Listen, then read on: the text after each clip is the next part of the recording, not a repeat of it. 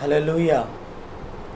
క్రీస్తునందు ప్రియమైన జీవము గల దేవుని జనాంగమా, ఈరోజు మన ప్రభువును రక్షకుడైన యేసుక్రీస్తు వారు మన కొరకు మన నడవడిక, మన ప్రవర్తన ఎలా ఉండాలని చెప్పేసి దేవుడు తన సన్నిధిలో మనకిచ్చిన కొన్ని నిబంధనల ప్రకారము, అదే రీతిగా మనము దేవుని మందిరమునకు వెళ్ళినప్పుడు ఎలా ఉండాలని చెప్పేసి దేవుడు మనకు తెలియజేసిన విధంగా ఈరోజు కొన్ని మాటలు మనం చూసుకుందాం.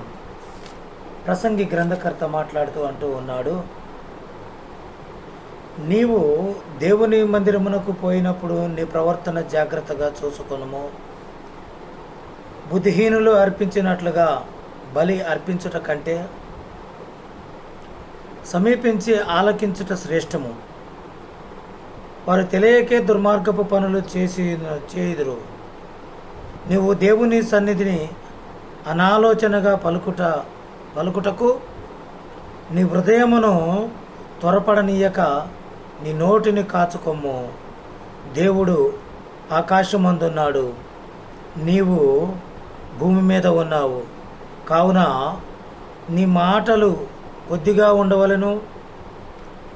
విస్తారమైన పనిపాటల వలన స్వప్నము పుట్టును. ఎక్కువ మాటలు పలుకువాడు బుద్ధిహీనుడు.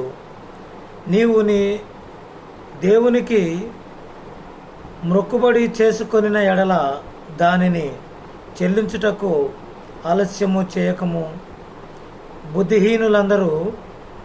బుద్ధిహీనుల యందు ఆయనకిష్టము లేదు. ప్రసంగి గ్రంథకర్త మాట్లాడుతూ 5వ అధ్యాయము 1 నుంచి 4 వచనాలు మాట్లాడుతూ ఏమంటున్నాడు, నీవు మందిరంలోనికి వెళ్ళేటప్పుడు నీ ప్రవర్తన సరిగా చూసుకోమంటున్నాడు, జాగ్రత్తగా చూసుకోమంటున్నాడు, జాగ్రత్తగా నడుచుకోమంటున్నాడు. నీవు అర్పించే బలులు దేవుడు అడగట్లేదు, కానీ ఆయన ఏమడుగుతున్నాడంటే ఆలకించమంటూ ఉన్నాడు. నీవు అర్పించే బలులు నాకు అవసరం లేదు, కానీ దేవుని సేవకుడు చెప్పే మాటలు, దేవుడు చెప్పే మాటలు నీవు ఆలకించమంటున్నాడు. దేవుని సేవకుడు చెప్పే మాటలను ఆలకించడానికి నీవు నీ మనస్సును పెట్టమంటున్నాడు, నీ చెవిని అటు ఉంచమంటున్నాడు. కానీ మనము మందిరంలోనికి వెళ్ళినప్పుడు మనం ఎలా ఉంటున్నాం, మనం ఎలా ప్రవర్తిస్తున్నాం? మనము దేవునికి ఇష్టానుసారంగా ప్రవర్తిస్తున్నామా, లేక మన ఇష్టానుసారంగా ప్రవర్తిస్తున్నామా గమనించుకొని మనము దేవుని మందిరంలోనికి వెళ్ళవలసినదిగా తెలియజేస్తూ ఉన్నాం. ఇగో అదే 42వ కీర్తనలో దావీదు మహారాజు మాట్లాడుతూ అంటూ ఉన్నాడు, క్షమించాలి, కోరాహు కుమారులు మాట్లాడుతూ ఎంత చక్కగా అంటున్నారంటే, ఇగో దుప్పి నీటివాగుల కొరకు ఆశపడినట్లు దేవా, నీ కొరకు నా ప్రాణము ఆశపడుచున్నది, నా ప్రాణము తృష్ణగొనుచున్నది. ఎవరి కొరకు తృష్ణగొనుచున్నది అంటే జీవము గల దేవుని కొరకు తృష్ణగొనుచున్నది. జీవము గల దేవుని కొరకు తృష్ణగొనుచున్నది. 4వ వచనంలో అంటూ ఉన్నాడు, జన సమూహముతో పండగ చేయన సమూహముతో నేను వెళ్ళిన సంగతిని సంతోషము కలిగి స్తోత్రములు చెల్లించుచు నేను దేవుని మందిరమునకు వారిని నడిపించిన సంగతి జ్ఞాపకము చేసుకొనగా నా ప్రాణము నాలో కరిగిపోవచ్చున్నది. దేవుని మందిరానికి అనేక జనాన్ని నడిపించాడట, జన సమూహాన్ని అన్యులను నడిపించారట.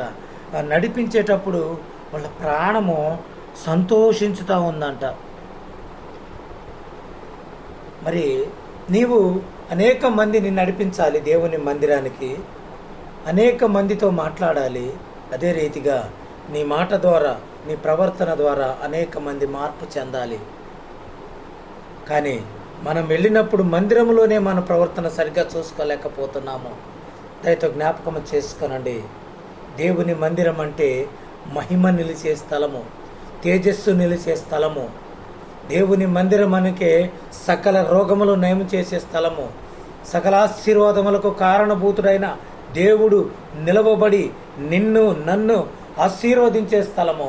ఆ స్థలమును నీవు అలక్ష్యముగా ప్రవర్తించిన ఎడల దావీదు మహారాజు అంటూ ఉన్నాడు 122వ కీర్తనలో చక్కగా మాట్లాడుతూ ఏమంటున్నాడు, ఇదిగో జనులు మందిరమునకు వెళుదమని నాతో అనినప్పుడు,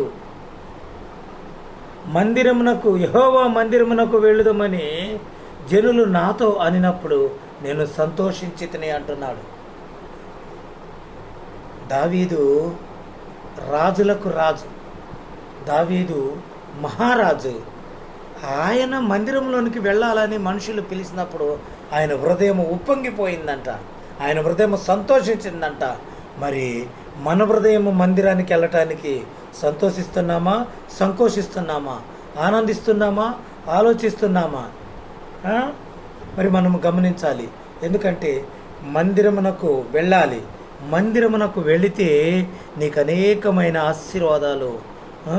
నువ్వు మందిరము వైపు చేతులెత్తి ప్రార్థన చేస్తే, నువ్వు మందిరములో మోకరించి ప్రార్థన చేస్తే దేవుడు నిన్ను నీ కుటుంబాన్ని ఆశీర్వదిస్తాడు. ప్రార్థన ద్వారా మందిరములో ప్రార్థన చేసిన అనేక మంది ఆశీర్వాదాలు పొందారు. మందిరములో అదే రీతిగా మందిరంలోనికి వెళ్ళినప్పుడు జకరియా మందిరంలో వెళ్ళి సేవ చేసినప్పుడు ఎన్నో సంవత్సరాల నుంచి గర్భము తెరవక గొడ్డుబోతురాలుగా ఉన్న కుటుంబాన్ని బాప్తిస్మిచ్చి యోహాన్నిచ్చి ఆశీర్వదించాడు. ఇంకా మందిరం అనగా చాలా చాలా చాలా మేలులు మనం పొందగలుగుతున్నాం. అట్టి మేలులు నీవు పొందాలంటే దేవుని మందిరమునకు నువ్వు ప్రాధాన్యత ఇవ్వాలి. దేవుని మందిరమునకు నువ్వు ప్రాధాన్యత ఇవ్వాలి. నువ్వు మందిరానికి వెళ్ళేటప్పుడు నా ఇష్టం వచ్చినప్పుడు వెళ్తాను, నా ఇష్టం వచ్చినట్లు కూర్చుంటాను, నా ఇష్టం వచ్చినట్టు మాట్లాడతాను, నా ఇష్టం వచ్చినట్టు ప్రవర్తిస్తానంటే దేవుడు సహించడు బిడ్డ. జ్ఞాపకము చేసుకో. దేవుని మందిరం అనగా సమస్త జనులకు ప్రార్థనా మందిరము. ప్రార్థన అనగా నువ్వు ప్రతిసారి ఆయనను అర్థించేటప్పుడు నీ అర్థనలు విని ఆశీర్వదించే స్థలం అది. నీ విజ్ఞాపనలు విని దీవించే స్థలం అది. ఆ దీవెనలు నీవు నీ కుటుంబంతో నీవు సంకోచించకుండా సమృద్ధిగా సంతోషంగా నీవు మందిరానికి వెళ్ళి ఆయన ఇస్తున్న ఆశీర్వాదాలు మీరు పొందాలని చెప్పేసి ప్రభునామం పేరిట తెలియజేస్తూ మీకు అందరికీ కూడా ప్రభువైన యేసుక్రీస్తు వారి శ్రేష్టమైన నామములో మీకు ఆయన ఇచ్చిన మేళ్లను పొందాలని తెలియజేస్తూ దీవిస్తూ ఉన్నాం. దేవుడు తన వాక్యమును దీవించును గాక. ఆమేన్.